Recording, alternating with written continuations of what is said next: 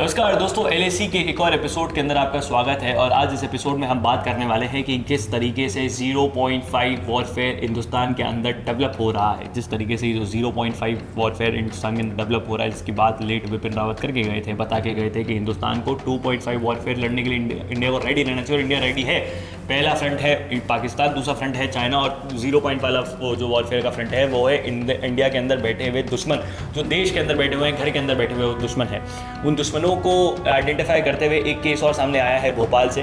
भोपाल का जो rape case है, जो लव जिहाद का पूरा केस है, उसको लेकर कार्तिक हमारे साथ जुड़ चुके हैं। तो कार्तिक, क्या पूरा केस है, क्या पूरी बातचीत है? कहानी शुरू होती है साल 2020 से।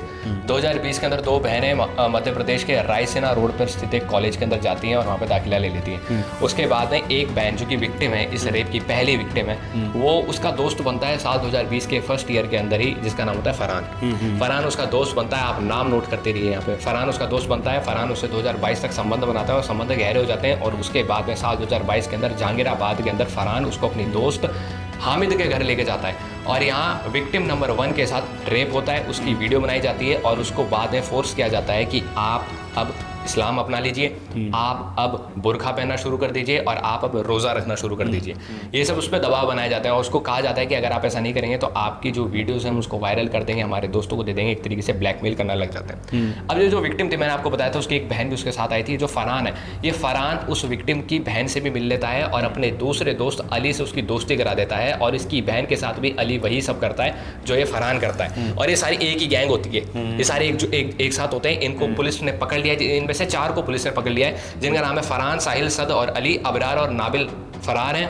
और हामिद, जिसका घर में सबसे पहला रेप होता है, उसके ऊपर पुलिस का कोई स्टेटमेंट नहीं है, ना ही मीडिया के, हमारे मेन स्ट्रीम मीडिया ने कोई सवाल कर रहा है इसके ऊपर। इसी के साथ ही अब आप ये जो केस है, ये पहला केस नहीं है कि मध्य प्रदेश के अंदर ही आपको देखने को मिल रहा है या फिर एक सरप्राइजिंग एलिमेंट प्रशासन के सामने आ चुका है या फिर आपके सामने आ चुका है। ये केस, ऐसा केस राजस्थान के ब्यावर, भीलवाड़ा और चूरू के अंदर भी देखने को मिला। चूरू के अंदर तो प्रशासन और सरकार इतनी अनअवेयर थी कि उनको पता भी नहीं था कि कब ये केस हो गया। उनको तब पता चला जब विक्टिम ने सुसाइड कर लिया चूरू के अंदर, और उसके बाद ये चीज़ की उजागरता आई।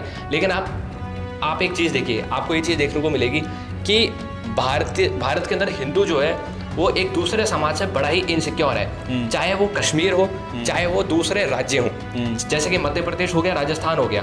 और कश्मीर के अंदर अगर अपन पहलगाम की घटना ले तो आपको वीडियो देखने को मिलेगी जिसके अंदर एक व्यक्ति जिपलाइन कर रहा है। वो व्यक्ति जो है गुजरात का हिंदू है और उसको जो जिपलाइन करा रहा है वो एक मुस्लिम है। वो जिपलाइन कराते वक्त जैसे वो स्टार्ट होने वाली होती है तब वो अल्लाह अकबर बोलने लगता है और सेम टाइम पे गन शॉट से सुनाई देते हैं। वो जो अल्लाह अकबर जिपलाइन वाला धीरे धीरे चैंट करने लगता है, उसको साफ साफ गन शॉट सुनाई दे रहे थे और टेररिस्ट दिखाई दे रहे थे और जो मर रहे लोग वो दिखाई दे रहे थे। लेकिन फिर भी वो आजू बाजू लोगों को अवेयर नहीं करता है और ऐसे प्रिटेंड करता है कि कुछ हो ही नहीं रहा, मेरे को कुछ दिखाई नहीं दे रहा, मेरे को समझ नहीं आ रहा। और वो उसके हाव भाव से ऐसा लग रहा है कि वो चाहता है कि अब यहाँ पर जो है, जो गैर मुसलमान है वो मरना शुरू हो जाए।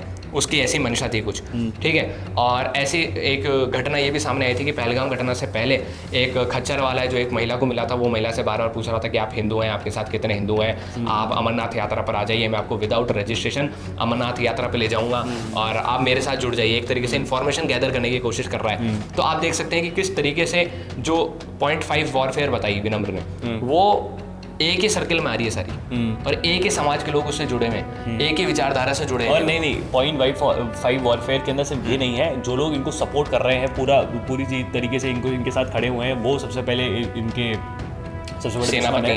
हाँ, सबसे बड़े दुश्मन है, क्योंकि उनको तो लगता है ये तो दोस्त है। नहीं, सबसे बड़े दुश्मन वही, क्योंकि वो तो पैसे छाप के अपने घर चले जाएंगे। बिल्कुल, वो कभी भी उधर उनको ना देखिए, ना सरकार उनको बैन करने वाली है, क्योंकि अगर सरकार उनको बैन कर देगी तो सरकार डरपोक है, उनका इकोसिस्टम सुपर एक्टिव हो जाएगा।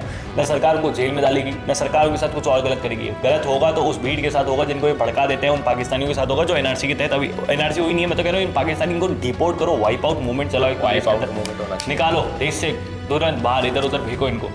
और ये जो चीज़ है ना 0.5 वॉरफेयर पे एक और ये भी है कि कार्तिक, जिस तरीके से रॉ, एनआईए, आईबी का काम है कि देश को प्रोटेक्ट करना from the outer thing. IB NIA तो फिर भी चलो ठीक है, इंटरनली कर लेते हैं। रॉ का तो मेनली काम ही है कि बाहर लेके काम कर रहा है, देश को बाहर से प्रोटेक्ट करना।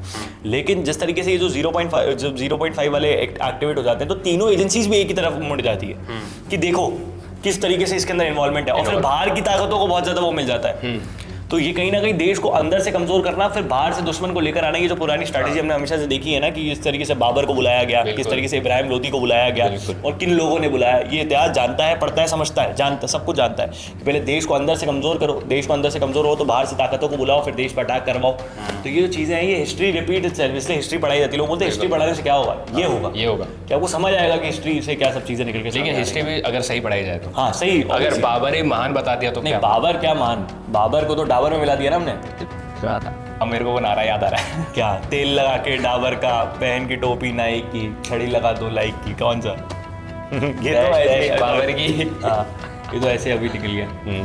तो यही है, बेसिक पॉइंट यही है। तो आप लोगों को यही चीज़ ध्यान रखनी है और यही चीज़ समझ में आनी चाहिए कि हमारा वीडियो बनाने के पीछे का मोटिव ये था कि हम आपको करंट सिनेरियो से लिंक करते हुए 0.5 वॉरफेयर समझा सकें।